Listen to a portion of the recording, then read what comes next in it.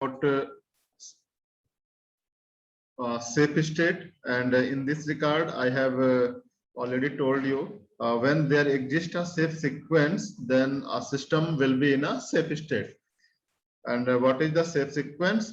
All the processes execute in any order up to their maximum limit.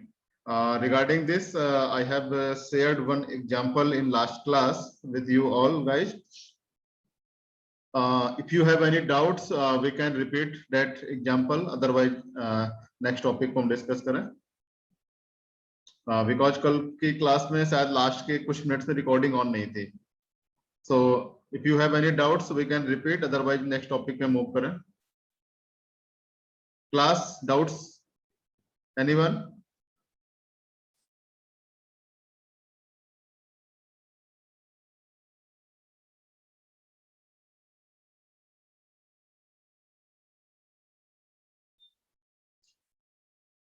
Safe sequence के लिए हमने बताया था जितने भी नंबर ऑफ प्रोसेसेस हैं, they all are the processes must be executed in any order.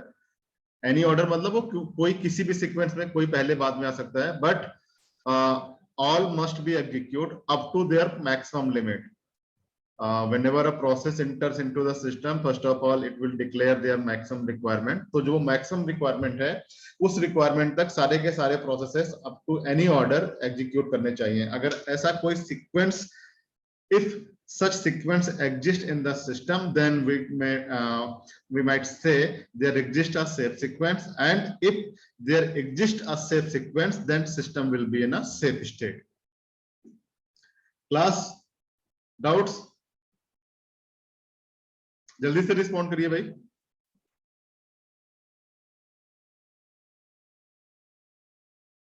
Any doubt related to safe state? Okay. So in the next PPT, you can see clearly if system is in a safe state. यानी जो आपके number of processes थे, suppose P1, P2, P3 and so on, जितने भी number of processes थे, अगर वो सारे किसी एक सीक्वेंस में एग्जीक्यूट कर जाएंगे तो सेफ सीक्वेंस होगा, और सेफ सीक्वेंस होगा तो फिर सेफ स्टेट होगा, है ना. और अगर सेफ स्टेट में सिस्टम है देन नो डेडलॉक. डेडलॉक का मतलब क्या होता है? प्रोसेसेस एग्जीक्यूट ना कर पाए, वेट करें. और सेफ स्टेट का मतलब क्या है? एक सेफ सीक्वेंस, और सेफ सीक्वेंस का मतलब क्या है? सारे प्रोसेस किसी न किसी ऑर्डर में एग्जीक्यूट कर गए हैं, तो डेडलॉक का कोई चांस ही नहीं आएगा. So if there exist a safe sequence then there will be no deadlock. Is it so? Now if a system is in unsafe state, unsafe state means यहां पर कोई सेफ सीक्वेंस एग्जिस्ट नहीं कर रहा है, but not 100% time. Unsafe state का मतलब ये नहीं कि डेडलॉक होगा, हाँ, बट ये है कि डेडलॉक की पॉसिबिलिटी बढ़ जाएगी, डेडलॉक अकर करने के चांसेस बढ़ जाएंगे, but not every unsafe state is a deadlock state. I am again repeating, if system is in a safe state, no deadlock. System is not in safe state, possibility of deadlock. Will not say कि 100% deadlock होगा. We will say possibility of deadlock or may not be deadlock. तो avoidance हमारा क्या होगा? हम हमेशा क्या चाहेंगे कि सिस्टम मेरा अनसेफ स्टेट में ना जाए. भाई हमारे लिए सबसे बेनिफिट क्या होगा? Ensure that a system will never enter into an unsafe state. इसी को थोड़ा सा डायग्राम के फॉर्म में रिप्रेजेंट किया गया है, this one, and you can see clearly from this diagram. एक ये मान लो मेरे पास यूनिवर्स हो गया. अब यूनिवर्स में अगर सेफ स्टेट एग्जिस्ट कर रही है, सेफ सीक्वेंस एग्जिस्ट कर रहा है, तो सिस्टम मेरा सेफ स्टेट में होगा. और सेफ स्टेट कभी भी डेडलॉक स्टेट नहीं होती. देखो इसमें से कहीं पर भी डेडलॉक नहीं है ना. ये जो अनसेफ स्टेट है, ये इतना जो ऊपर का पोर्शन है, this is called the unsafe state. And unsafe state में ही कोई एक एरिया होगा जहां पर डेडलॉक आएगा. ठीक है, तो safe state no deadlock, unsafe state may और मे नॉट बी डेडलॉक. भाई मे डेडलॉक कौन सा? इतना एरिया. मे नॉट बी क्या? ये सारा जो एरिया है ये वाला, दिस वन, ये अनसेफ स्टेट जरूर है, बट इस स्टेट में डेडलॉक नहीं होगा. ओके, तो सेफ अनसेफ स्टेट में हमने 3 पॉइंट्स डिस्कस किए हैं। सबसे पहले तो हमने सेफ सीक्वेंस की बात की है। सेफ सीक्वेंस में हमने ये कहा जितने भी नंबर ऑफ प्रोसेसेस हैं they all must be executed up to their maximum limit in some order. If such sequence is existed, then system have a safe sequence. Okay. Second point हमने क्या discuss किया? Safe state के बारे में। अगर safe sequence exist कर रहा है तो सेफ स्टेट होगा। थर्ड चीज क्या है? Unsafe state. अगर सेफ सीक्वेंस एग्जिस्ट नहीं कर रहा है तो सिस्टम मेरा अनसेफ स्टेट में होगा। और सेफ अनसेफ में डेडलॉक कहां पर होगा? सेफ में डेडलॉक कभी नहीं होगा, अनसेफ में डेडलॉक हो भी सकता है, नहीं भी हो सकता, मे और मे नॉट बी डेडलॉक। यहां तक किसी को अगर डाउट हो तो please raise your queries, otherwise फिर हम आगे मूव करें। यहां तक किसी को doubt?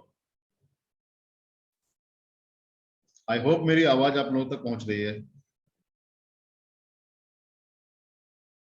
Class, any doubts?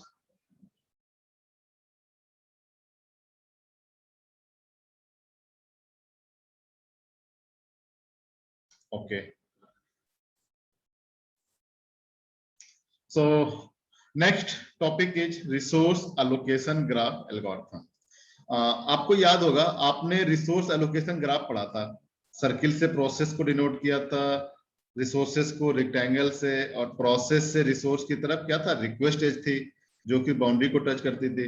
Resource से प्रोसेस की तरफ क्या था? असाइनमेंट एज थी। ऐसा कुछ आपने पढ़ रखा है।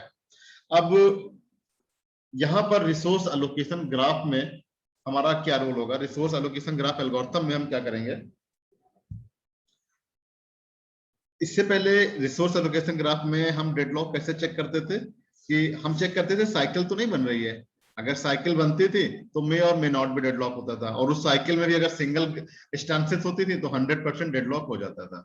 अब यहां पर रिसोर्स एलोकेशन ग्राफ में मैं नीचे अगली स्लाइड दिखाता हूं, दिस वन।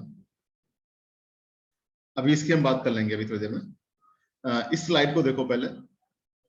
इसमें हमारे पास एक नई एज और इंट्रोड्यूस हुई जिसको हमने बोला क्लेम एज। 2 एज के बारे में आप पढ़ चुके हो।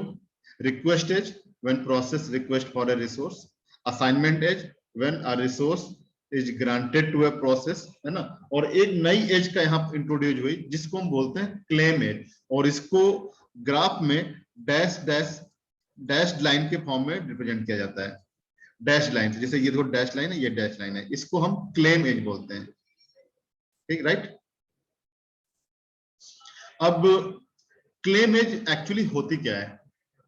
क्लेम एज का मतलब ये होता है कि जैसे सपोज मैं आपको लेक्चर ले रहा हूं, ठीक है।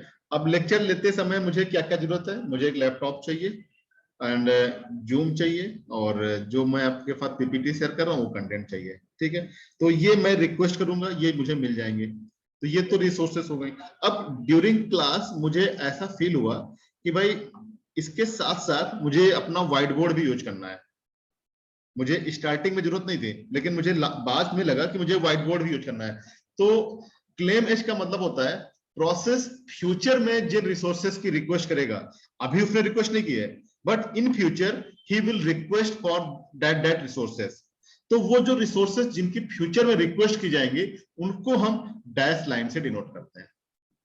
क्लास क्लियर और नॉट?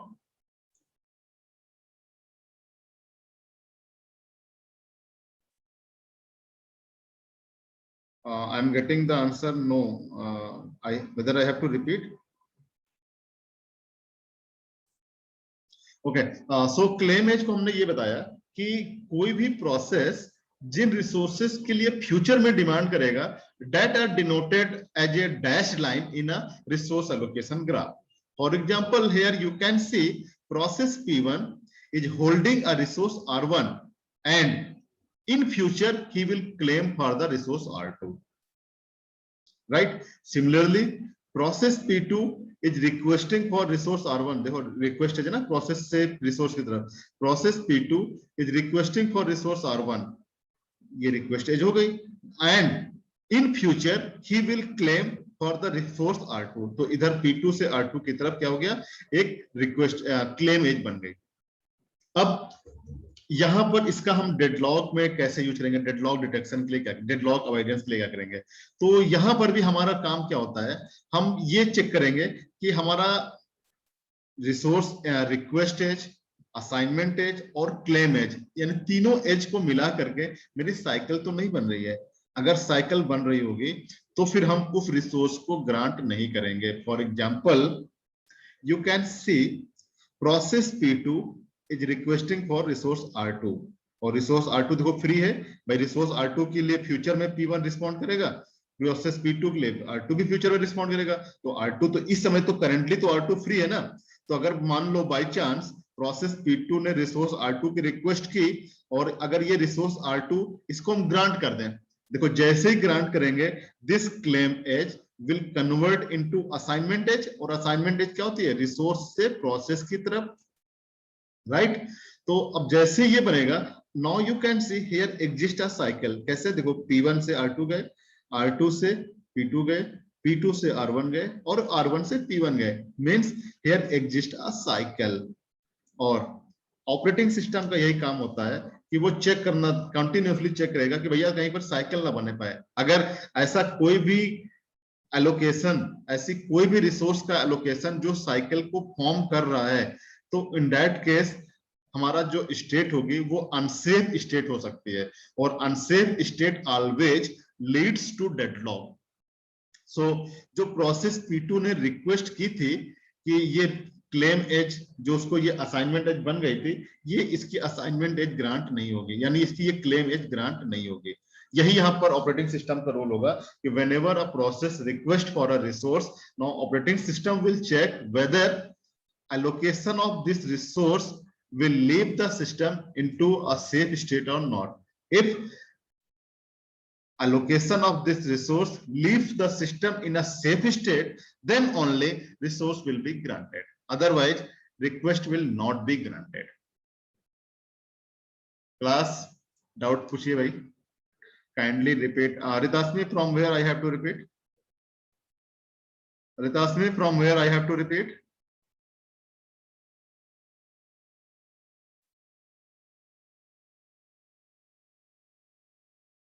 Okay. तो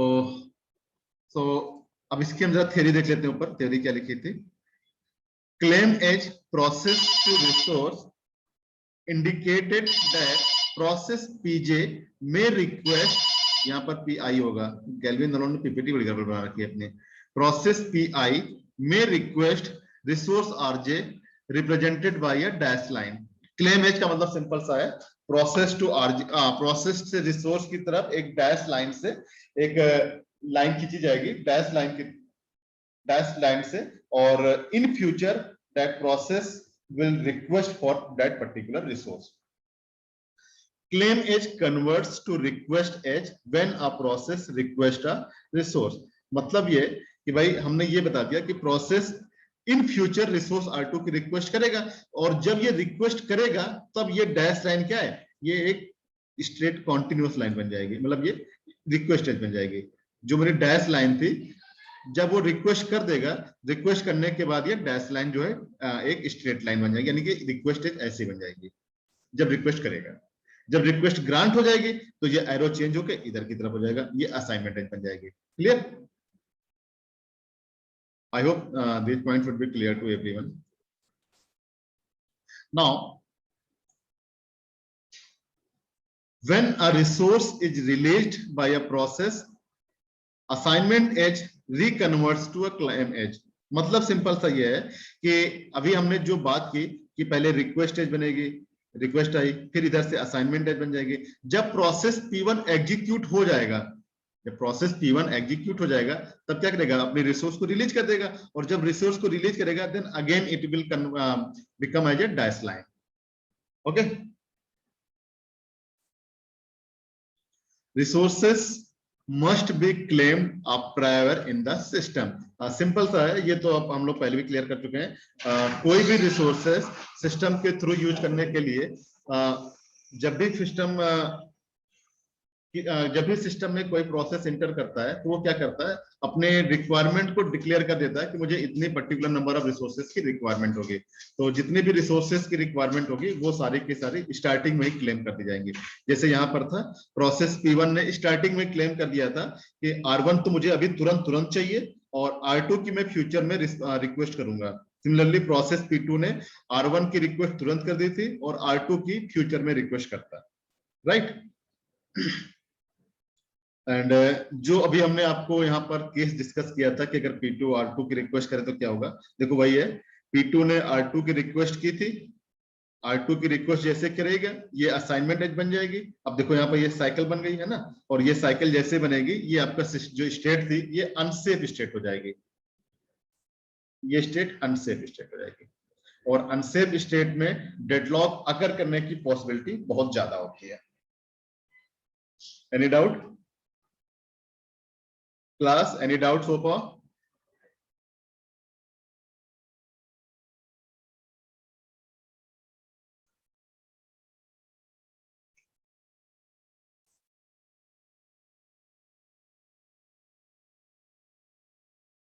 ओके ओके, चैट बॉक्स में आप अटेंडेंस आप लोग डाल दीजिए। अभी इसके बाद आप लोग की सरप्राइज क्विज स्टार्ट होनी है।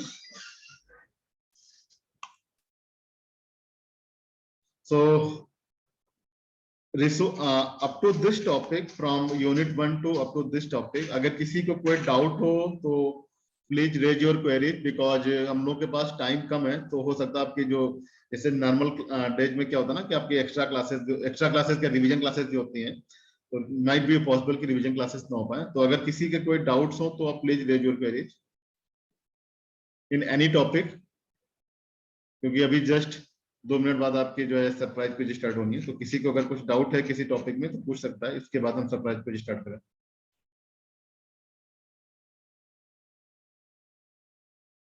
Class, any query from your side?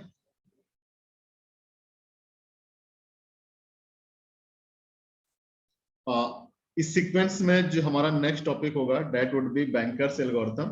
And bankers algorithm का न्यूमेरिकल एग्जाम में आता है, तो इसको हम कल की क्लास में डिस्कस करेंगे।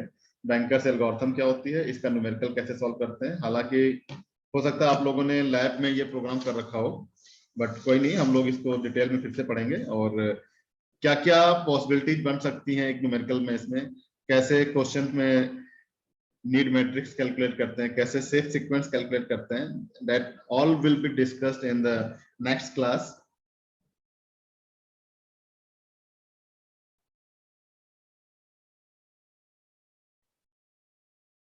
सो मैं आपकी लोगों की क्वेरी का वेट करूं या फिर मैं पेपर को गूगल क्लास में असाइन करूं, बिकॉज मुझे आप लोगों की साइड से कोई क्वेरी मिल नहीं रही है, तो मैं एज्यूम करता हूं कि आपकी साइड से कोई डाउट नहीं है।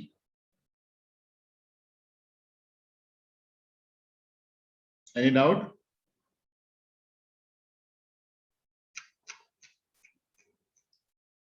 Vaishnavi is there, Vaishnavi?